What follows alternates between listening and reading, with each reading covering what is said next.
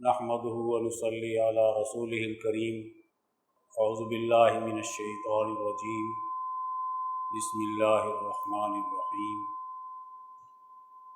وما كان المؤمنون لينفروا كافة فلولا نفر من كل فرقة منهم طائفة ليتفقهوا في الدين ولينذروا قومهم إذا رجعوا إليهم لعلهم يحذرون صدق اللہ العظیم۔ قال النبی صلی اللہ علیہ وسلم من یرد اللہ به خیرا یفقهہ فی الدین او کما قال علیہ الصلاۃ والسلام۔ میرے انتہائی قابل احترام معزز حاضرین اور خاص طور پر دورہ حدیث کے طلباء بھی اور مستقبل کے بہترین علماء بھی، آج یہ بہت ہی سعادت کا مقام اور دن ہے کہ وہ طلباء جنہوں نے آج سے 6 یا 8 سال پہلے دینی تعلیم حاصل کرنے کا آغاز کیا تھا، دین کا فہم پیدا کرنے کا آغاز کیا تھا، وہ آج اس درجے پر پہنچ چکا کہ جس کے حاصل کرنے کے بعد 1 سال کے اندر انشاءاللہ یہ جید علماء اکرام تیار ہوں گے۔ علماء انہیں کہا جاتا ہے جو قرآن حکیم کی تعلیمات کی روشنی میں، احادیث مبارکہ کی تعلیمات کی روشنی میں، فقہائے امت کی تعلیمات کی روشنی میں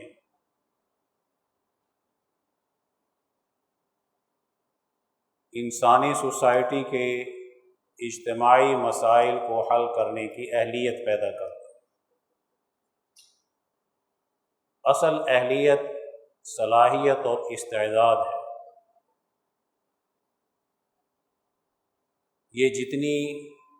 اونچی استعداد ہوگی اتنے ہی انسان غلبہ دین کی جد و جہد میں اپنے معاشرے کے سماجی، سیاسی، معاشی مسائل کے حل کرنے میں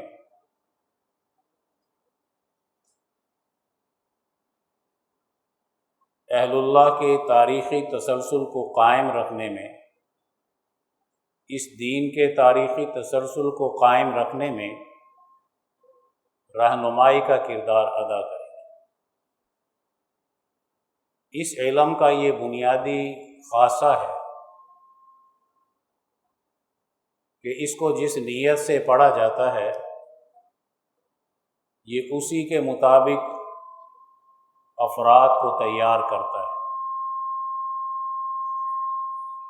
قرآن حکیم ثواب کی نیت سے پڑھیں تو ثواب مل جاتا ہے،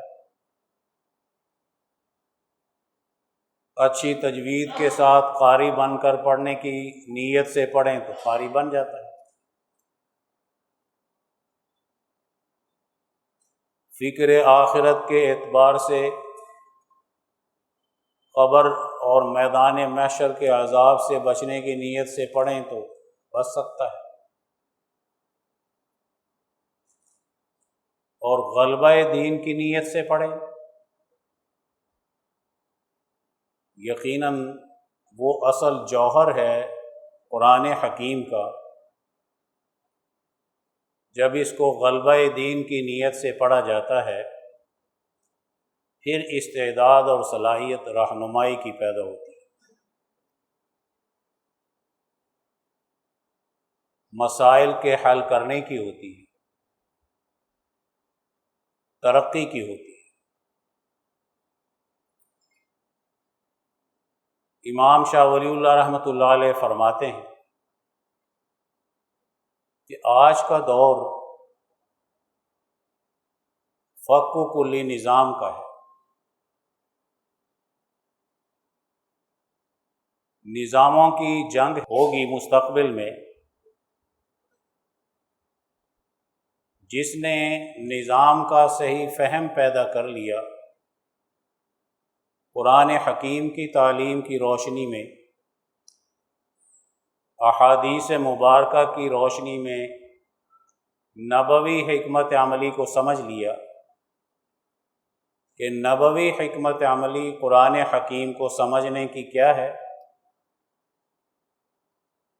غلبہ دین کی نبوی حکمت عملی کیا ہے، پھر اس نے کتنے مراحل طے کرتے ہوئے درجہ بدرجہ انٹرنیشنل سطح تک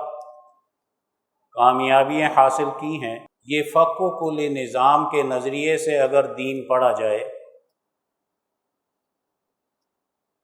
قرآن حکیم پڑھا جائے، تو انسان کے علماء کے ذہن کو کھول دیتا ہے، ان میں شرح صدر پیدا ہوتا ہے، وسعت پیدا ہوتی ہے، انسانی ہمدردی پیدا ہوتی ہے، اللہ سے سچا تعلق قائم ہوتا ہے۔ تو بنیادی چیز وہ فکر، وہ نظریہ جس کا تعلق غلبہ دین کے ساتھ اور فق و کلی نظام کی حکمت عملی کے ساتھ ہے،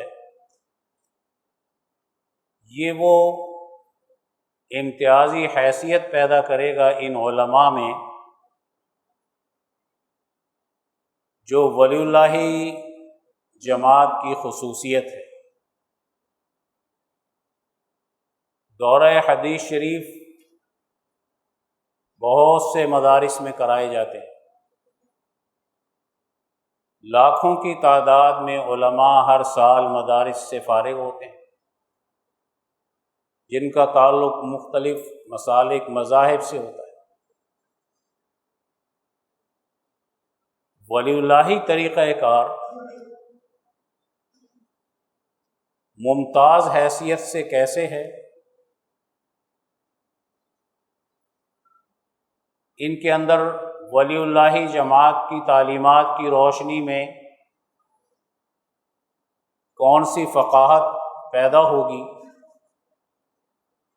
ان طلباء کی سب سے بڑی ذمہ داری ہے کہ وہ اس جوہر کو سمجھنے کی کوشش کریں۔ بڑے بڑے علماء ولی اللہ جماعت کے، جنہوں نے اس ولی اللہ طریقہ کار کے مطابق دورہ حدیث شریف کیا، دیگر علوم پڑھے، وہ مولانا قاسم نانوتوی بنے ہیں، وہ حضرت شیخ الہند بنے ہیں، وہ مولانا رشید احمد گنگوہی بنے ہیں، وہ مفتی کفایت اللہ صاحب بنے ہیں، مولانا حسین احمد مدنی بنے، دیگر علماء جنہوں نے بھی ولی اللہ اس جوہر کو حاصل کیا، اللہ تعالیٰ نے ان سے دین کی حفاظت کا،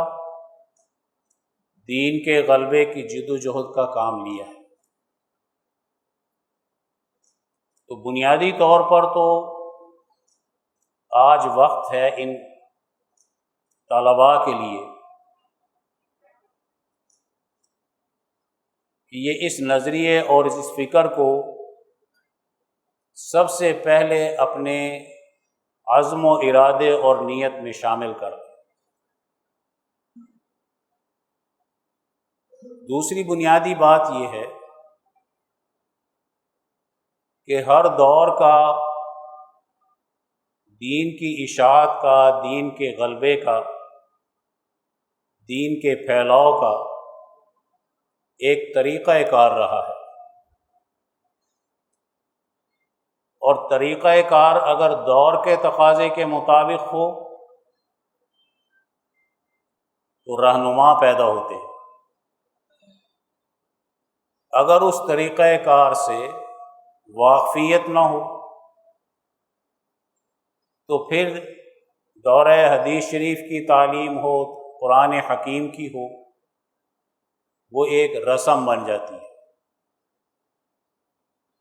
رسمی علماء تیار ہو سکتے ہیں، ان میں وہ فقاہت، وہ دینی شعور، وہ اعلیٰ خیالات اور تصورات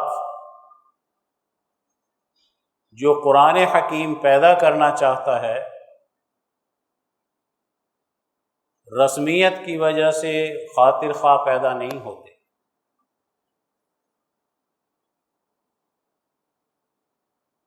شاہ صاحب نے فقہ و کل نظام کی بات نبوی حکمت عملی کو سامنے رکھ کر کی،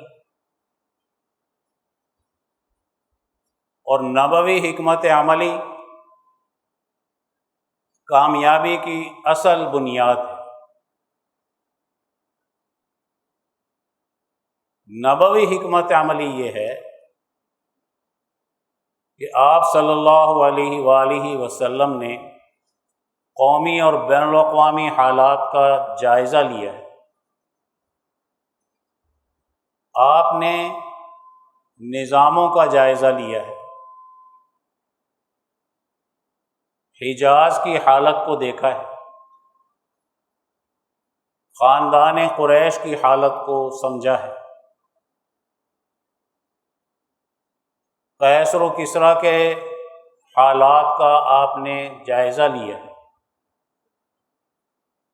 اور پھر پوری دنیا کے حالات کا جائزہ لیا۔ دنیا میں اس وقت کیا حالات ہیں، کون سا طریقہ رائج ہے، کیا ایسا نظام ہے جو غربت پیدا کر رہا ہے،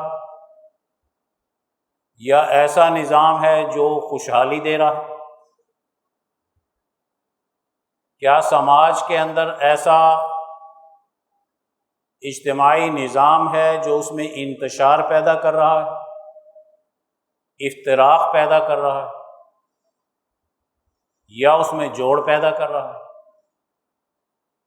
کیا دنیا میں مذہب کا تعارف انسانیت کے اجتماعی مسائل کے حل کرنے کا ہے، یا مذہب کے راستے سے فساد پیدا ہو رہا ہے؟ کیا دنیا کا عدالتی نظام انصاف کے اصولوں پر قائم ہے یا جاہلانہ اصولوں پر ہے؟ کیا دنیا میں اخلاقیات اور انسانی سوسائٹی میں کردار انسانیت کے تقاضے کے مطابق ہے یا بد اخلاقی ہیں، بد کرداری ہیں؟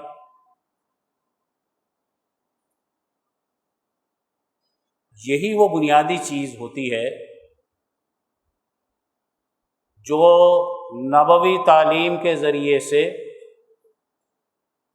نبوی پروگرام کے حاملین میں پیدا ہونی چاہیے،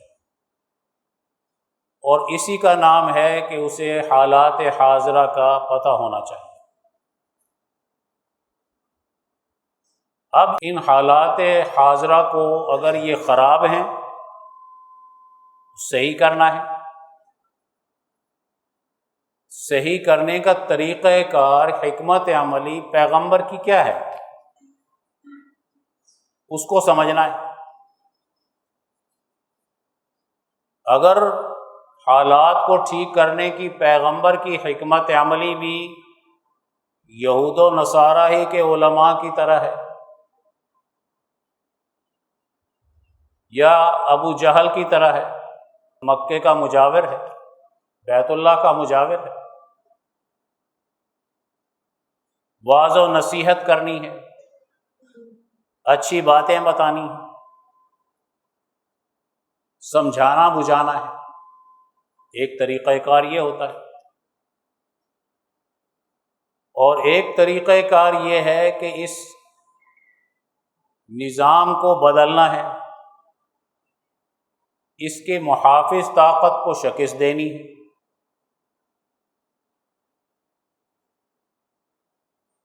ایک طریقہ کار، اس کو فک و کلی نظام کا طریقہ کار کہتے ہیں۔ تو دوسری چیز یہ سمجھنے کی ہے کہ حالات حاضرہ کو سمجھنا اور پھر اس کا حل نبوی حکمت عملی کے مطابق اختیار کرنا، یہ وقت کا تقاضا ہوتا ہے۔ اس کے بعد پھر بنیادی چیز نظام کی خرابیاں سمجھنا نسبتاً آسان ہوتا ہے، اگرچہ حالات وہاں پر پہنچا دیں تو پھر سمجھ میں آتا ہے۔ آج سے 40-50 سال 60 سال پہلے حضرت اقدس شاہ سعید احمد رائے پوری یہ فرما رہے تھے کہ ہمارے ہاں کا نظام خراب ہے، غلامی کا ہے، دہریت کا ہے، ظلم کا ہے، سماج کو ترقی کے بجائے زوال کی طرف لے جانے کا ہے۔ تو یہ باتیں اجنبی لگتی تھی، لیکن حالات حاضرہ جو ہمارے سامنے اس وقت ہیں، آج ہر نوجوان، ہر بوڑھا، خواتین، بچے سب سمجھنے لگ گئے کہ بنیادی طور پر خرابی سسٹم کی انسانوں کو کیسے نقصان پہنچاتی ہے۔ تو نبوی حکمت عملی کے تحت اب یہ سوچنا ہے کہ نظام کا جائزہ لینے کے بعد اگر اس کے متبادل ہمیں کچھ آتا ہے پھر تو ہم اس کو چیلنج کریں گے، اور اگر اس کے متبادل کچھ نہیں آتا تو پھر کیسے چیلنج کیا جا سکتا ہے؟ تقریر کی جا سکتی ہے، معیشت کی خوبیاں بیان کی جا سکتی ہیں، سیاست کی خرابیاں بیان کی جا سکتی ہیں، لیکن جس کو تبدیلی کہتے ہیں اس کا ایک پروسیس ہے، اس کا ایک طریقہ کار ہے، اس کے درجات ہیں، وہ سیکھنا پڑتا ہے۔ نبوی حکمت عملی یہ ہے کہ سماج کی جتنی خرابیاں ہیں ان کو ٹھیک کرنے کے لیے متبادل قرآن حکیم ہمیں کیا نظام دیتا ہے۔ نبی کریم صلی اللہ علیہ وسلم کی اس میں کیا حکمت عملی رہی؟ صحابہ کرام جو آپ پر ایمان لاتے ہیں وہ آپ سے پورا نظام حیات کس طرح سیکھتے ہیں، ان کا طریقہ کار کیا تھا، اور پھر اس میں ارتقاء کیا ہوا۔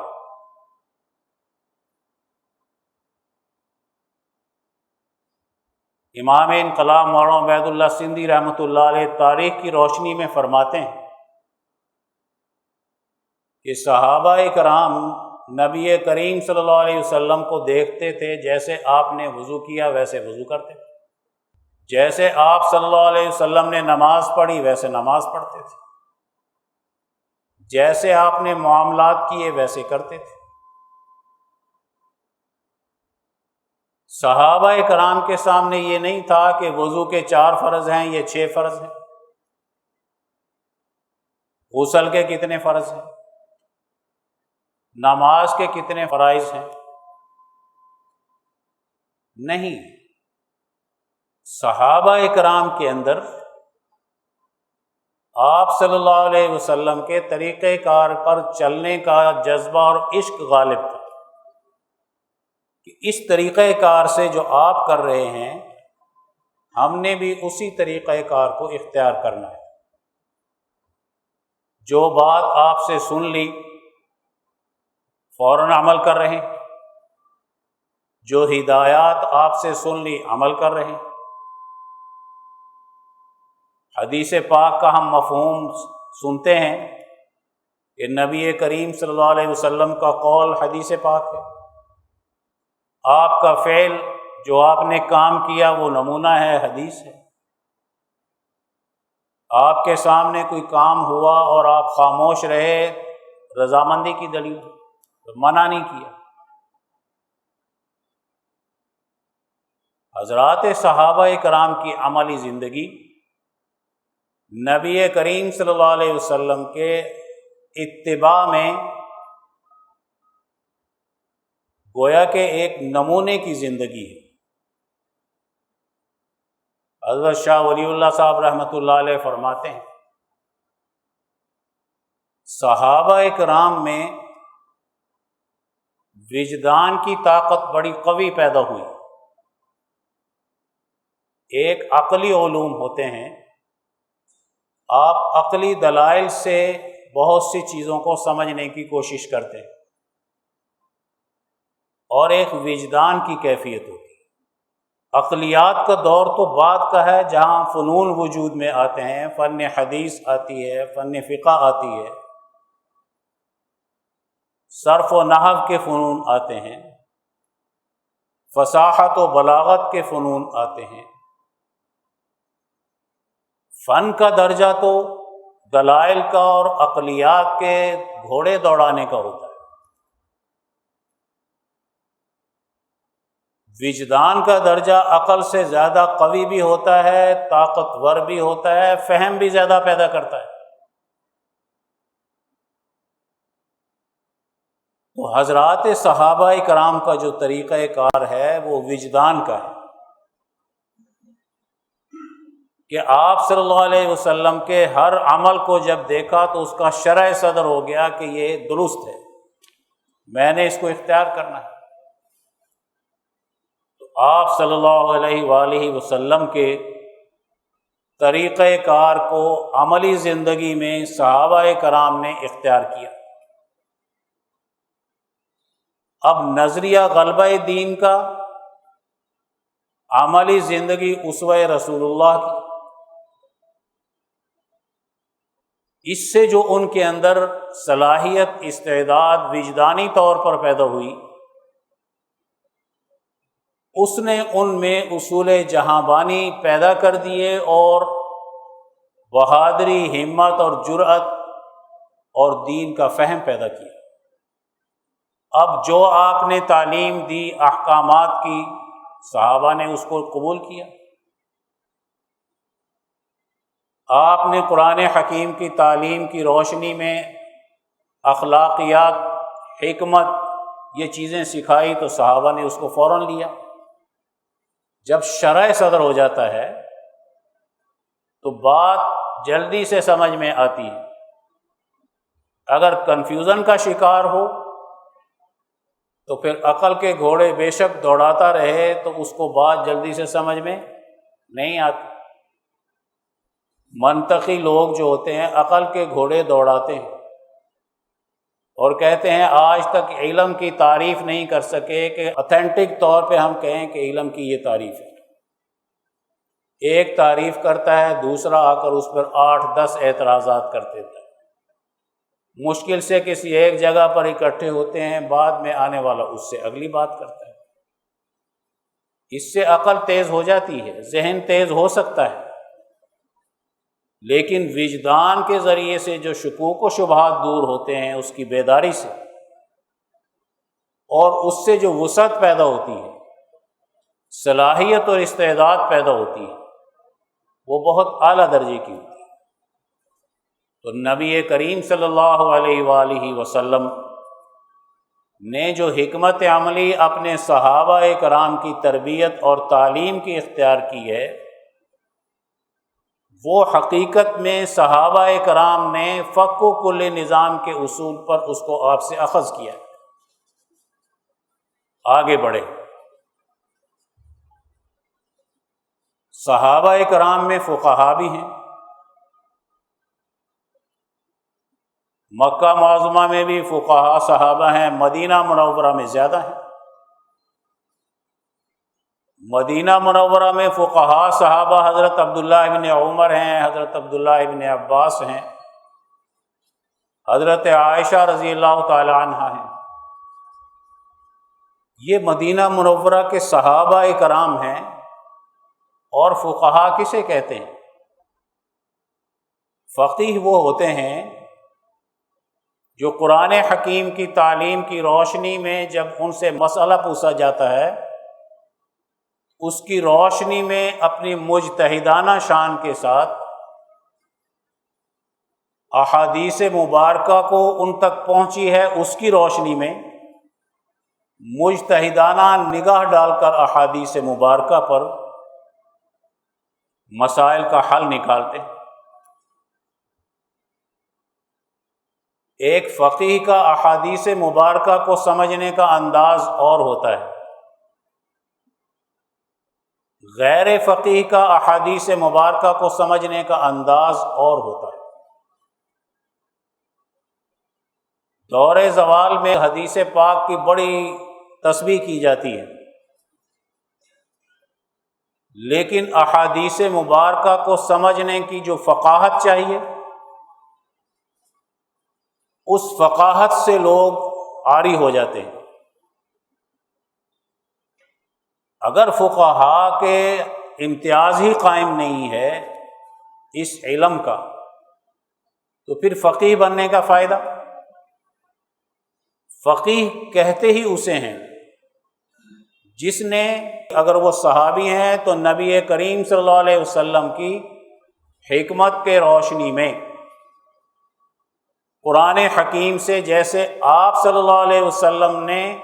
مسائل کا استنباط جس طریقہ کار سے کیا، صحابی اسی طریقہ کار سے مسائل کا استنباط کرتے ہیں، فقہا صحابہ کرتے ہیں، مسائل کا حل تلاش کرتے ہیں۔ ان کے سامنے نبوی حکمت عملی پریکٹیکلی طور پہ موجود ہے۔ حضرت عائشہ رضی اللہ تعالی عنہا سے اگر مسائل صحابہ پوچھتے ہیں یا صحابیات پوچھتی ہیں، ان کے سامنے نبی کریم صلی اللہ علیہ وسلم کی احادیث مبارکہ ہے اور آپ کی عملی زندگی ہے، اور آپ کا قرآن حکیم سے استدلال کا ایک طریقہ کار ہے۔ حضرت عائشہ رضی اللہ تعالی عنہ اس طریقہ کار پر مسئلے کا حل تلاش کریں گے۔ عبداللہ بن عمر رضی اللہ تعالی عنہما کے سامنے ایک طریقہ کار ہے، عبداللہ بن عباس رضی اللہ تعالی عنہما کے سامنے ایک طریقہ کار ہے۔ یہ جو حضرت علی رضی اللہ تعالیٰ عنہ کے سامنے اپنا ایک طریقہ کار نبی کریم صلی اللہ علیہ وسلم کا ان کے پاس موجود ہے، ان میں استعدادوں کا فرق ہے، تو حضرت علی کی استعداد خلیفہ راشد کی ہے، یقیناً ان کی صلاحیت بھی بہت اونچی ہے، اس سطح پر جا کر مسائل کو حل کریں گے۔ حضرت عمر، حضرت ابوبکر صدیق، حضرت عثمان غنی خلفائے راشدین میں سے ہیں، اس سطح پر جا کر مسائل کا حل تلاش کریں گے۔ احادیث مبارکہ کو سمجھنے کے لیے بھی فقاہت بنیادی چیز ہوتی ہے، ورنہ دور کے تقاضے کے مطابق احادیث مبارکہ سے مسائل کا استنباط کرنا، مسائل حل کرنا، اس کی حکمت عملی سمجھنا، یہ چیز ممکن نہیں رہتی۔ انہوں نے اپنا یہ علم منتقل کیا ہے تابعین کے اندر۔ تابعین کا بھی قرآن حکیم کو سمجھنے کا طریقہ، احادیث مبارکہ کو سمجھنے کا طریقہ، اس سے مسائل کے استنباط کرنے کا طریقہ، مسائل کے استخراج کا طریقہ بالکل صحابہ کرام والا ہے۔ جو تابعی جس صحابی کے پاس، خاص طور پر فقہا صحابہ کے پاس جتنا زیادہ رہے، اس کا طریقہ کار اس تابعی کے اندر منتقل ہوا ہے۔ اب تابعین نے دین اسلام کو، احادیث مبارکہ کو، قرآن حکیم کو سمجھنے کا وہ طریقہ اختیار کیا جو حضرات صحابہ اکرام کا تھا۔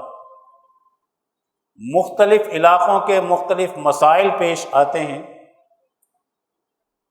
اب اگر کوفہ میں عبداللہ ابن مسعود ہیں جن کو حضرت عمر رضی اللہ تعالیٰ عنہ نے متعین کیا تھا، فقیہ ہیں اور بہت اونچے فقیہ ہیں۔ مدینہ منورہ کے جتنے فقہاء صحابہ ہیں ان میں بھی ممتاز حیثیت رکھتے ہیں، اونچے درجے کے۔ یہ فقہ حنفی کے بارے میں جو ہم پڑھتے ہیں کہ امام ابو حنیفہ رحمۃ اللہ علیہ کی فقہ جو ہے وہ عبداللہ بن مسعود رضی اللہ تعالیٰ عنہ کے واسطے سے ہمارے پاس پہنچتی ہے، یہ بڑی اہمیت کی حامل چیز ہے۔ باقی فقہاء امام شافعی ہوں، امام مالک ہوں، امام احمد بن حنبل ہوں، ان کا طریقہ کار مدینہ منورہ کے فقہاء صحابہ کی طرح اور تابعین کی طرح ہے، اور فقہاء احناف کا طریقہ کار عبداللہ ابن مسعود کوفہ کے فقیہ کی طرح ہے۔ حضرت عبداللہ ابن مسعود کے بہت اونچے درجے کے شاگرد ہیں تابعی ابراہیم نخعی۔ امام صاحب کے پاس جتنا بھی علم صحابہ کرام سے منتقل ہو کر آ رہا ہے، امام ابو حنیفہ کے پاس ابراہیم نخعی کا اس میں بنیادی کردار ہے۔ سعید ابن مسیب تابعی ہیں جو شاگرد ہیں عبداللہ ابن عباس کے بھی، حضرت عائشہ کے بھی، حضرت عبداللہ ابن عمر کے بھی، اور اس کے ساتھ ساتھ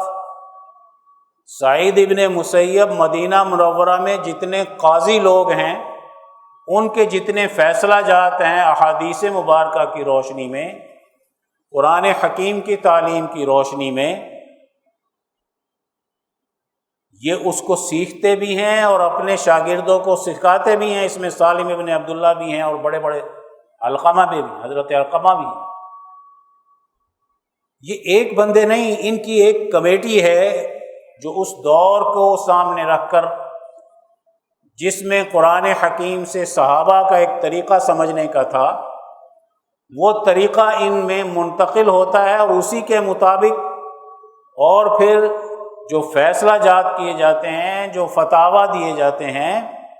اس کی روشنی میں جب ان کے سامنے کوئی مسئلہ پیش ہوتا تھا تو مدینہ منورہ کے فقہاء تابعین اس کا حل تلاش کرتے تھے۔ کوفہ کے فقہاء تابعین عبداللہ ابن مسعود رضی اللہ تعالیٰ عنہ کے طریقے پر یہاں سے نہ ملتا تو پھر دوسرے علاقے کے جتنے بھی فیصلہ جات ہوتے تھے اس کے طریقے پر اختیار کرتے تھے۔ حضرت علی رضی اللہ تعالیٰ عنہ کا فیصلہ فقہ حنفی کے اندر فیصلہ جات عدالتی نظام بہت بڑا دخل رکھتا ہے، جو ابراہیم نخعی سے، ان قاضی شریح وغیرہ سے ہوتا ہوا آپ تک پہنچتا ہے۔ مکہ معظمہ میں عطاء ابن ابی رباح ہے، بصرہ میں حضرت حسن بصری ہیں، شام میں حضرت مکحول ہیں، ایسے ہی یمن میں ہیں حضرت طاؤس۔ یہ بڑے بڑے تابعین ہیں۔ ان تابعین نے بڑے فقہاء صحابہ سے قرآن حکیم کی تعلیم اور احادیث مبارکہ کو سمجھنے کی تعلیم حاصل کی، اور اس کی روشنی میں اپنے اپنے علاقوں کے جتنے مسائل پیش آتے تھے اس کو حل کیا ہے، احادیث مبارکہ کی روشنی میں کیا ہے۔ احادیث مبارکہ میں کہیں عبارت النص سے لیتے تھے، کہیں اشارت النص سے لیتے تھے، کہیں اقتضاء النص سے لیتے تھے۔ یہ علماء میرے اس اصطلاح کو سمجھ رہے ہیں۔ عبارت واضح کر دیتی ہے کسی چیز کو، واضح مسئلہ سمجھ میں آ گیا، نص ہے، قرآن حکیم کی آیت ہے، حدیث پاک ہے، اس میں کوئی حکم آ گیا ہے، وہ اشارت النص سے آیا ہے، عبارت النص سے آیا ہے، اقتضاء النص سے آیا ہے، کون سے طریقہ سے آیا ہے؟ جو فقہا نے بیان کیے ہوئے ہیں۔ یہ جو اشارت النص، عبارت النص، اقتضاء النص وغیرہ وغیرہ، یہ جو فن کا درجہ اختیار کرتی ہے، اس کا آغاز تابعین اور تبع تابعین کے دور سے ہوتا ہے، اور یہاں سے فن وجود میں آتے ہیں، عقل و شعور آگے بڑھتی ہے، عقل اس درجے پر اب پہنچ گئی کہ وجدان کے ذریعے سے جو قرآن حکیم احادیث مبارکہ کے ذریعے سے مسائل کے حل کرنے کا طریقہ ہے، عقل و شعور اس کو فالو کرتی ہے، اس کے تابع ہو گئی۔ اب یہ عقل بھٹکے گی نہیں، اس کے پیچھے ایک تاریخ موجود ہے، اس کے پیچھے تابعین، تبع تابعین اور صحابہ کرام اور نبی کریم صلی اللہ علیہ وسلم کا ایک طریقہ کار موجود ہے۔ ہر علاقے میں خلفائے راشدین نے جو نظام قائم کیا ہے، یقیناً ہر علاقے کے مسائل مختلف تھے تو اجتہاد بھی ان کا مختلف ہوگا، لیکن وہ قرآن و سنت سے باہر نہیں جائے گا۔ مدینہ منورہ میں جو فقہاء مسائل حل کرنے کے لیے طریقہ کار اختیار کرتے تھے تو سب سے پہلے وہ متفق علیہ مسئلے کو لیتے تھے کہ مدینہ منورہ کے تمام صحابہ کرام جو فقہاء ہیں،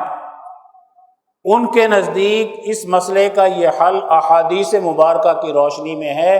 ہم بھی اس مسئلے کا حل اسی اتفاق کی روشنی میں بیان کریں گے۔ اور اگر کہیں فقہاء میں اختلاف نظر آتا تھا تو جن کی طرف اکثریت ہوتی تھی فیصلے میں، یہ تابعین فقہاء ان اکثریت کے روشنی میں فیصلہ دیا کرتے تھے، اور اگر اکثریت بھی نظر نہ آتی تو پھر یہ دیکھتے تھے کہ احادیث مبارکہ میں جو ہمارے سامنے مسئلہ پیش آیا ہے اس نے قیاس کے ذریعے سے حل ہونا ہے، تو ہمیں ان فقہاء، تابعین اور احادیث مبارکہ کی تائید چاہیے اس قیاس کے لیے کہ آج جو یہ مسئلہ پیش آیا ہے اس حدیث پاک کی روشنی میں اس کے ساتھ اس کا حل تلاش کیا جا سکتا ہے۔ اتنی محنت کی ہے ان لوگوں نے، اتنا دین کے اندر فقاہت پیدا کی ہے، اتنی احتیاط سے کام لیا ہے، اور پھر یہ دور آگے بڑھتا ہے، تبع تابعین سے فقہاء آ جاتے ہیں، محدثین فنون کے اعتبار سے فن حدیث پر کام کرتے ہیں، پھر آگے اس کی تدوین کا دور شروع ہو جاتا ہے، اور پھر بنو امیہ کا دور ہو یا بنو عباس کا ہو، اس میں ارتقاء کا عمل اجتہاد کے ساتھ جاری رہتا ہے۔ احادیث مبارکہ کو سمجھنے کی بنیادی یہ چیز سمجھنی بڑی ضروری ہے کہ فقہاء صحابہ کے ذریعے سے جو احادیث کا مفہوم متعین کیا جائے گا، حقیقت میں وہی اس کا صحیح مفہوم موجود ہوگا۔ حضرت ابو ہریرہ رضی اللہ تعالی عنہ کثرت روایت بیان کرتے ہیں، بہت روایات ہیں، یاد کیا کرتے تو خود فرماتے ہیں کہ باقی صحابہ تو اپنے اپنے کام جاتے تھے، میں تو اصحاب صفہ میں سے تھا تو حدیث یاد کرتا تھا۔ وہ فقاہت جو حضرت علی رضی اللہ تعالیٰ عنہ میں ہوگی، جو حضرت عبداللہ ابن مسعود رضی اللہ تعالیٰ عنہ میں ہوگی، جن کو حضور نے دعائیں دی ہیں، جو عبداللہ ابن عباس رضی اللہ تعالیٰ عنہما میں ہوں گی، یقیناً وہ فقاہت حضرت ابو ہریرہ میں نہیں، وہ حدیث پاک کی روایت کرنے میں اعلیٰ مقام ہیں، اور یہ حدیث پاک کی تفہیم، فہم پیدا کرنے میں اعلیٰ مقام ہوتے ہیں۔ تو جب تک ہم مجتہدانہ شان کے ساتھ قرآن حکیم کی تعلیم کی روشنی میں، صحابہ کرام کی تعلیمات کی روشنی میں، تابعین، تبع تابعین اور فقہاء امت کی تعلیمات کی روشنی میں اس طریقہ کار پر جو اس دور کے تقاضے کے مطابق تھا ہم دین کا فہم نہیں پیدا کریں گے تو پھر آج کے فتنوں کی طرح جو اس دور پہ اعتراض کرتے ہیں حدیث پاک کا انکار کرنے کے لیے، بڑی بڑی کتابیں اپنے پاس رکھ لیتے ہیں، جھوٹ بول رہے ہوتے ہیں، عبارتیں توڑ مروڑ کر پیش کرتے ہیں، اور ہمیں اپنی تاریخ فقہا، تابعین، تبع تابعین، صحابہ کرام اور احادیث مبارکہ سے کاٹنے کی بات کرتے ہیں۔ آج کے دور کے وہ مفکر اعظم بننے کی کوشش کرتے ہیں، یقیناً ہمارے لیے ان لوگوں کا جواب دینا مشکل ہو جاتا ہے۔ آج بڑا فتنہ ایسا ہی پیدا کیا جاتا ہے جو منکرین حدیث سے آتا ہے۔ ایسے ہی لوگ ہیں جو حدیث پاک کو پیش کر کر فقیہانہ اور مجتہدانہ شان سے اس کو سمجھنے کی اہلیت نہیں رکھتے، تو اس پہ ضد بازی پیدا کر کے فرقے پیدا کرتے ہیں اور اس کی بنیاد پر ہمیں نقصان پہنچاتے ہیں اور ہماری تاریخ سے کاٹتے ہیں۔ فنون کے ماہر ہی نہیں ہیں، فنون جانتے ہی نہیں ہیں۔ ایک شخص نے مجھے کہا کہ قرآن پاک میں کہیں نہیں آیا کہ تم احادیث مبارکہ کو ثابت کر سکو۔ میں نے کہا قرآن حکیم میں اللہ تعالیٰ فرماتے ہیں کہ نبی کریم صلی اللہ علیہ وسلم لوگوں کے سامنے اس قرآن حکیم کی تشریح کریں گے، لِتُبَيِّنَ لِلنَّاسِ مَا نُزِّلَ إِلَيْهِمْ، جو کچھ ان کے پاس آیا ہے یہ اس کی تشریح کرتے ہیں۔ تو قرآن حکیم کی آیات کی تشریح نبی کریم صلی اللہ علیہ وسلم کریں گے تو وہی تو حدیث پاک اور کیا ہوتی ہے۔ تو احادیث مبارکہ کے انکار کے لیے قوم کی جہالت سے فائدہ اٹھاتے ہیں، اور آج تو پڑھے لکھے طبقے کو گمراہ کرنے کی کوشش کی جا رہی ہے، اس لیے کہ جو طریقہ کار حضرات صحابہ کرام کا تھا، تابعین تبع تابعین کا تھا، آج نہ علماء کے سامنے وہ موجود ہے اور نہ ہی آج گریجویٹس کے سامنے موجود ہے۔ اس لیے بیٹھ کر متنفر کرنا فقہا سے، متنفر کرنا احادیث مبارکہ سے، اور پھر اس پر تبصرے الٹے سیدھے جھوٹ ملا کر کرنا، یہ بہت بڑا فتنہ ہے۔ علماء کی ذمہ داری ہے کہ سب سے پہلے قرآن پاک اور حدیث پاک کو سمجھنے کا جو ہر دور کے تقاضے کے مطابق طریقہ کار ہے اس کو سمجھیں۔ ہندوستان میں بہت مشہور ہے شیخ عبدالحق محدث دہلوی کا طریقہ کار، تمام سندات ہماری ان سے ملتی ہیں، اور انہوں نے اپنے دور کے مطابق احادیث مبارکہ کا صحیح تعارف کرایا ہے۔ اپنے دور کے تقاضے کے مطابق انہوں نے ہندوستان کے اندر جو چیزیں یہاں کے لیے معروضی حالات کے تحت تھی حدیث پاک کو سمجھنے کی، اس کی بنیاد پر انہوں نے کام کیا، لیکن وہ طریقہ کار فقہ کل نظام والا نہیں ہے۔ وہ طریقہ کار نظام کے قائم ہونے کے بعد جو مسائل کے استنباط کرنے کا، استخراج کرنے کا طریقہ کار ہوتا ہے، وہ اس طریقہ کار کے مطابق اس کو اختیار کرتے ہیں، اور اسی کے مطابق جو ان کے گویا کے طریقے کو پر آج بھی قرآن حکیم اور حدیث پاک کو سمجھنے کی کوشش کرتے ہیں، وہ فقہ کل نظام کے اصول پہ نہیں سمجھیں گے، وہ اس طریقہ کار پر سمجھیں گے جو اس وقت میں غلبہ دین کے دور کے اندر احادیث مبارکہ اور قرآن حکیم کو سمجھنے کا طریقہ کار موجود ہے۔ اصل تو طریقہ کار ہی ہوتا ہے، وہ اگر نہیں سمجھ سکے تو یقیناً ہم رسمیت کا شکار ہوں گے۔ آج دور ہے امام شاہ ولی اللہ رحمۃ اللہ علیہ کا۔ امام شاہ ولی اللہ رحمۃ اللہ علیہ فرماتے ہیں، میں نے آج بھی احادیث مبارکہ کو سمجھنے کا طریقہ اجتہاد والا اختیار کیا ہے، مجتہدانہ اختیار کیا ہے۔ دور آج آگے جا چکا ہے، بڑی تبدیلیاں آ رہی ہیں، نظام نئے وجود میں آئیں گے، ٹرننگ پوائنٹ ہے دنیا کا۔ حضرت مجدد الف ثانی اس کی بنیاد قائم کر رہے ہیں۔ اگلے دور میں اس نے کیسے قابل عمل بننا ہے، جو فتنے پیدا ہوں گے احادیث مبارکہ کے خلاف، فقہائے امت کے خلاف، مفسرین کے خلاف، کسی اور بڑے علوم اور فنون کے خلاف، ان فتنوں کا سد باب کیسے ہوگا؟ شاہ صاحب کا سب سے بڑا کمال آج ہمارے سامنے یہ ہونا چاہیے کہ شاہ صاحب نے ان میں سے کون سا راستہ اختیار کیا کہ جس سے ہم منکرین حدیث کے فتنے سے بھی بچیں۔ فقہائے امت پر جو اعتراض کرنے والے فضول قسم کے لوگ ہیں، اپنے آپ کو بڑے سکالر اور مفکر کہتے ہیں، ایک صاحب فرماتے ہیں ایک عقل مند آدمی کے لیے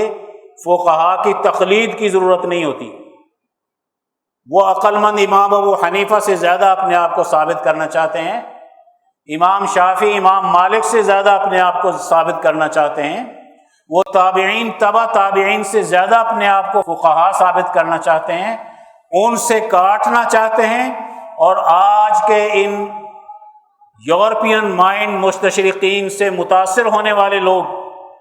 آج یہ اس طرح کے اعتراضات کرتے ہیں۔ اگر آج ہمارے علماء اور ہمارے گریجویٹس ولی اللہ نظام فکر کی روشنی میں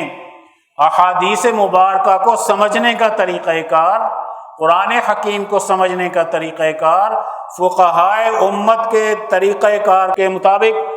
مسائل کے استنباط کا طریقہ کار اگر یہ اختیار نہیں کرتے ہیں تو یقیناً ان فتنوں کا سد باب کرنا ان کے لیے مشکل نہیں۔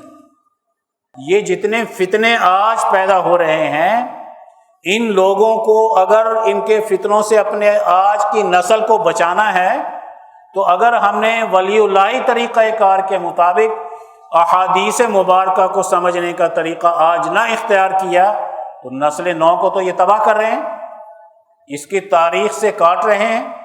فقہا سے متنفر کریں گے، صوفیاء سے متنفر کریں گے، مفسرین سے متنفر کریں گے۔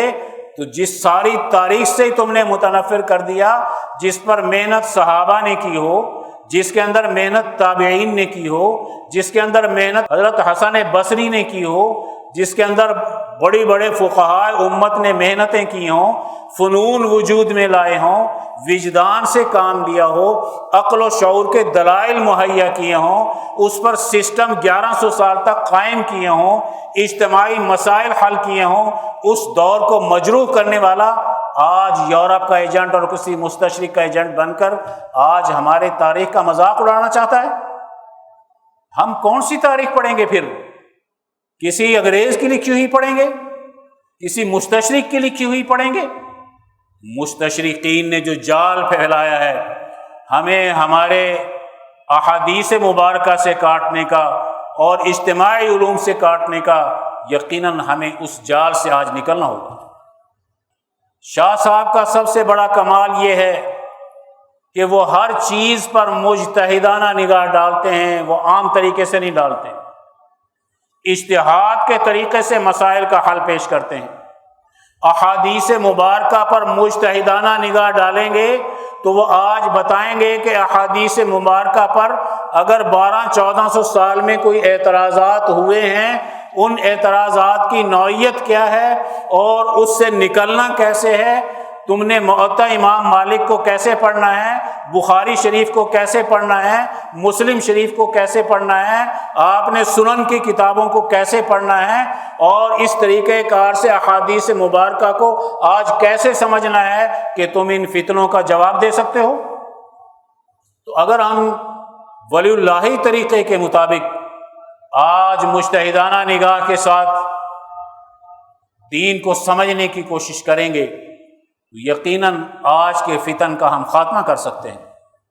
شاہ صاحب فن تطبیق الآراء کی روشنی میں غلط اور صحیح کی پہچان بتاتے ہیں، صحیح کی کسوٹی کیا ہے اور غلط سے بچنے کی کسوٹی کیا ہوتی ہے، غلط کیا چیز ہوتی ہے۔ آپ اگر تاریخ کی روشنی میں بات کرتے ہیں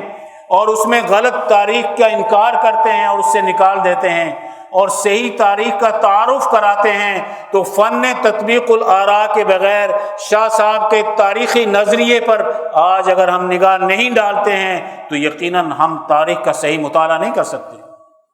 تاریخ پہ اعتراض کرنے والوں کا جواب نہیں دے سکتے۔ اگر شاہ صاحب کی تعلیمات کی روشنی میں قرآن حکیم کے فہم کا طریقہ کار جو انہوں نے اپنے والد محترم سے سیکھا تھا شاہ عبد الرحیم صاحب سے سیکھا تھا، اگر اس طریقہ کار کو آج ہم ولی اللہ نظام فکر کی روشنی میں قرآن حکیم کے فہم کے لیے نہیں استعمال کرتے تو یقیناً آج ہمارے لیے بڑا مشکل ہے کہ ہم اپنے قرآن حکیم کا صحیح تعارف کرا سکتے ہوں۔ ساری تفسیریں اس دور میں لکھی گئی جب دین غالب تھا، وہاں طریقہ کار وہی ہونا چاہیے تھا جو اس دور کا تقاضا موجود تھا، جو غلبے کا تقاضا موجود تھا۔ وہاں قرآن حکیم کے اسی حوالے سے اس کی حکمت نظری پر بھی بحث کی جاتی ہے اور حکمت عملی پر بھی بحث کی جاتی ہے، کیونکہ دین غالب ہے۔ وہاں آپ نظریاتی اور فلسفیانہ جتنی اونچی چاہیں بحثیں کر سکتے ہیں، قوم کی استعداد غلبہ دین کے دور میں سمجھنے کی اونچی ہوتی ہے۔ جب دین مغلوب ہو جاتا ہے تو پھر فلسفیانہ اونچی بحثیں کرنا یقیناً قوم کی استعداد اس درجے کی نہیں ہوتی، تو وہ اس کو سمجھ نہیں پاتی تو گمراہی کا شکار ہو جاتی ہے یا شکوک و شبہات کا شکار ہو جاتی ہے۔ حضرت شاہ صاحب فرماتے ہیں قرآن حکیم کو آج کے سمجھنے کا طریقہ یہ ہے کہ سب سے پہلے سماج کے مسائل کو سامنے رکھو، پھر شریعت کی روشنی میں بات کرو، قوانین الہیہ کی روشنی میں بات کرو، اخلاقیات پہ بعد میں جانا۔ سب سے پہلے تو سماج کے لیے قانون شریعت اس کی اصلاح کی کیا بات کرتا ہے، تکوینیات کی باتیں تم بعد میں کرنا، مقدرات کی باتیں تم بعد میں کرنا، کوئی فلسفے کی گفتگویں بعد میں کرنا۔ آج ضرورت اس بات کی ہے کہ سب سے پہلے شریعت کی روشنی میں سماج کے اجتماعی رویے کیسے بنتے ہیں، اس میں جائز کیا چیز ہے، ناجائز کیا چیز ہے، ہر علاقے کے اعتبار سے اس کے مسائل اور معاملات قانون کی روشنی میں کیسے حل کیے جاتے ہیں۔ اگر قرآن حکیم کو اس حکمت عملی کی روشنی میں آج سمجھو گے تو یقیناً تم آج فقہ کلی نظام کے اصول پر صحیح شرعی قوانین بنا سکتے ہو۔ شاہ صاحب جو چیز سمجھانا چاہتے ہیں وہ فن تطبیق الآراء بھی ہے، وقت کے تقاضے کو سمجھنا بھی ہے، فقہ کلی نظام کے اصول کو بھی سمجھنا ہے۔ تو شاہ صاحب انہی مآخذ کو لیتے ہیں جس کو صحابہ لیتے ہیں، جس کو تابعین لیتے ہیں، جس کو تبع تابعین لیتے ہیں۔ اگر دور شاہ صاحب فرماتے ہیں زیادہ ملاوٹ کا آ گیا، زیادہ اس کے اندر شکوک و شبہات ہو گئے، بڑی نکتہ سنجیاں اور لمبی چوڑی بحثیں ہو گئی، تو ہم تمہیں یہ کہتے ہیں کہ تم دور اول کی طرف لوٹ جاؤ، صحابہ کے دور کی طرف، خلفائے راشدین کے دور کی طرف لوٹ جاؤ۔ اگر آج ان تمام اس سے جان چھڑانی ہے، اس تنگ نظری سے، ان شکوک و شبہات سے، تو پھر ذرا سعید ابن مسیب کا طریقہ دیکھو، عبداللہ ابن مسعود کا طریقہ دیکھو، عبداللہ ابن عباس کا طریقہ کار اختیار کرو، حضرت عائشہ کا طریقہ کار اختیار کرو، خلفائے راشدین کا طریقہ کار اختیار کرو۔ جب اس طریقے سے تم وہاں پہنچ جاؤ گے تو آج کے جتنے فتنے یہ نظام پیدا کر رہا ہے، یہ یورپین سرمایہ داری نظام پیدا کر رہا ہے، کوئی سوشلسٹ نظام پیدا کر رہا ہے، تم ان فتنوں سے اپنے آپ کو دور اول میں لوٹ کے بچا سکتے ہو۔ اور دور اول فقہ کلی نظام کا ہے، تو آج بھی دور کس کا ہے؟ آج بھی دور کس کا ہے؟ فقہ کلی نظام کا ہے۔ تو شاہ صاحب فرماتے ہیں احادیث مبارکہ کو سمجھنے کے لیے آج مجتہدانہ شان کے ساتھ ہمیں اپنے دینی علوم پڑھنے چاہیے۔ اور آخر میں یہ عرض کروں گا، اب خاص طور پر ان حضرات کے لیے جو دور حدیث شریف بڑی سعادت کے مقام پر پہنچ گئے، جس ادارے میں یہ دورہ حدیث شریف کر رہے ہیں، یہ ادارہ علماء ربانی کا جانشین ہے،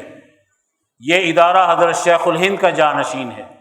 یہ شاہ عبد الرحیم رائے پوری کا جانشین ہے، یہ مولانا قاسم نانوتوی، حضرت گنگوئی، حضرت حاجی امداد اللہ مہاجر مکی کے، اور پھر امام انقلاب مولانا عبید اللہ سندھی، اور اس راستے سے نظام فکر ولی اللہ کو سمجھتا ہے۔ شاہ عبدالعزیز صاحب سید احمد شہید شاہ اسماعیل شہید کے راستے سے سمجھتا ہے۔ آج یہ جب اس کے طریقہ کار کے مطابق ہمیں دین پڑھا رہا ہے تو اس ادارے کی امتیازی خصوصیت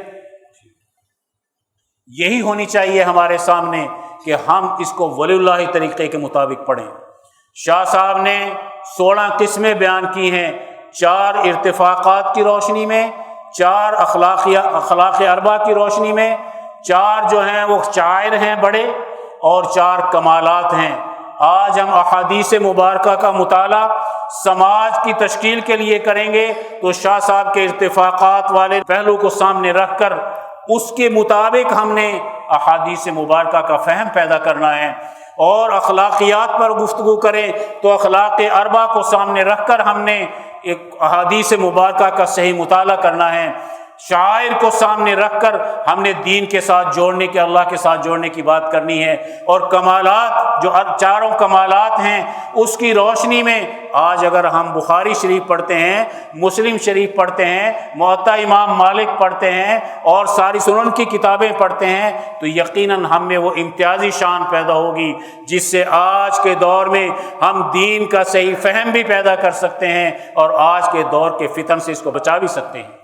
یہ وہ ولی اللہ طریقہ کار ہے جس کے مطابق نظریہ درست ہو، حکمت عملی ہماری درست ہو، تفہیم کا صحیح انداز موجود ہو، یقیناً یہ وہ چیزیں ہیں جو ہمیں کامیاب بنائیں گی۔ اللہ تعالیٰ سے دعا ہے ہمیں اس ادارے میں جو طلباء ہمارے سیکھ رہے ہیں صحیح دین سیکھنے کی توفیق عطا فرمائے اور ہم سب کو اس سے فیض یاب ہونے کی توفیق عطا فرمائے۔ وآخر دعوانا الحمدللہ رب العالمین۔